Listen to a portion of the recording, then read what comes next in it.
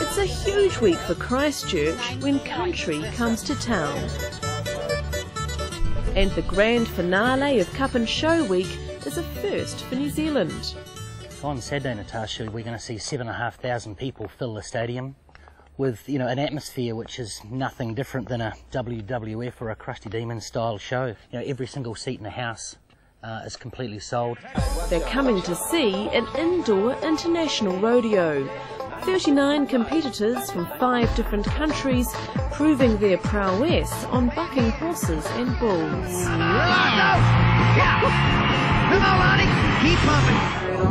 But rodeo has another side, and this is the one animal welfare groups want you to see.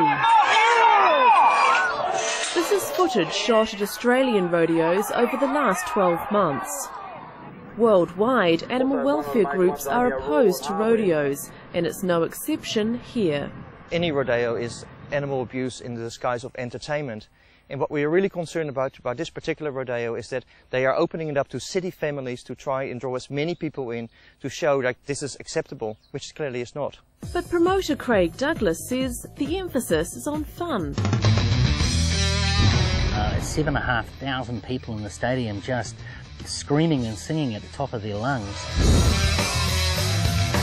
We use a lot of pyrotechnics, a lot of louder music, a real rock and roll style atmosphere to excite people about the adrenaline and the energy of a big American sport.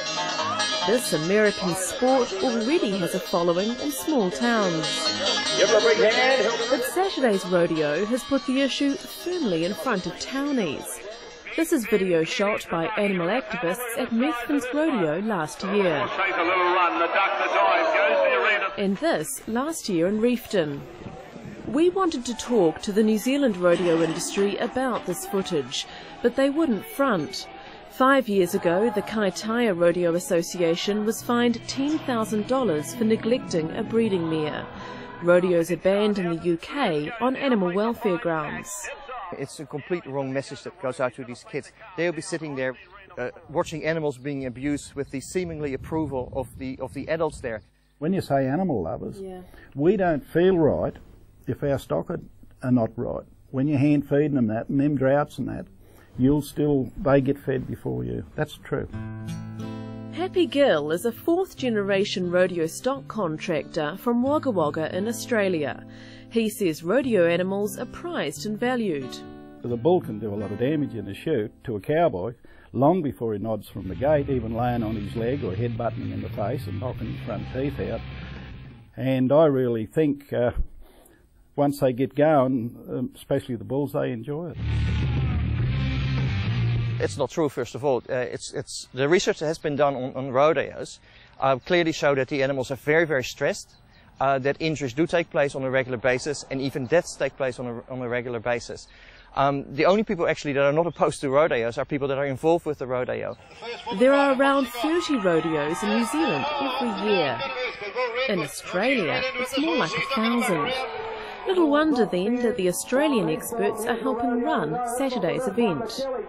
We have footage which shows horses running into fences and landing on their backs, calves with broken legs, horses having to be shot because of their injuries.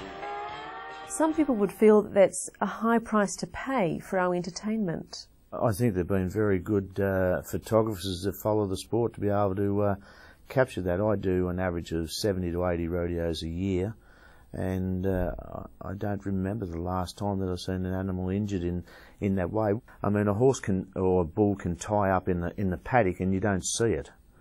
But the moment he ties up, and by the word tie up I mean that they can't move, they stiffen up in a leg or to some degree, in front of a couple of thousand people, everyone sees it.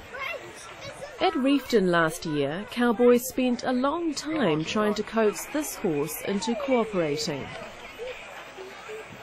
Some of the footage we have shows horses lying down in the stalls, not wanting to go out there. That doesn't look like they're enjoying it. They'll give you the impression that they may not want to come out, but all the time they're playing on the minds of the contestants as man against beast, and they play the part very well.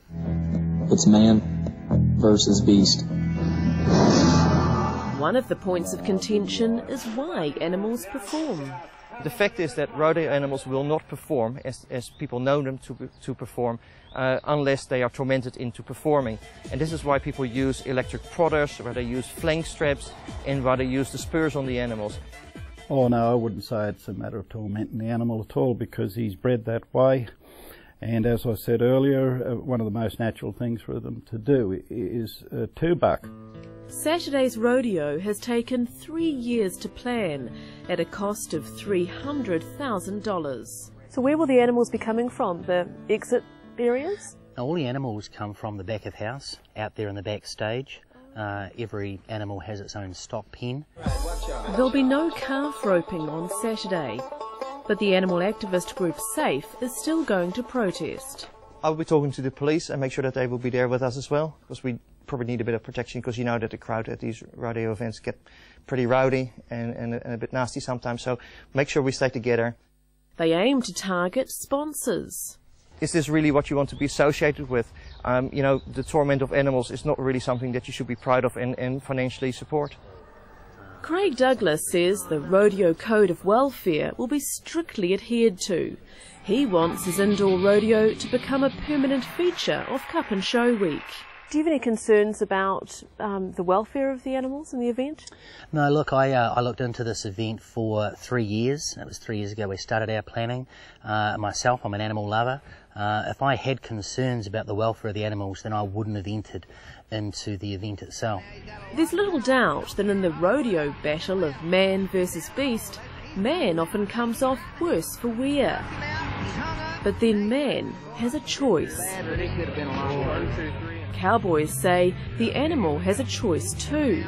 If they perform, they stay alive. What happens to the animals? If they don't buck, then where do they go? We all know where they end up. You know, here in rodeo, they've got a chance to do something with their lives, and only those that want to perform are the ones that make it. But will the New Zealand rodeo industry make it? If Saturday's sellout is anything to go by, there's a strong market.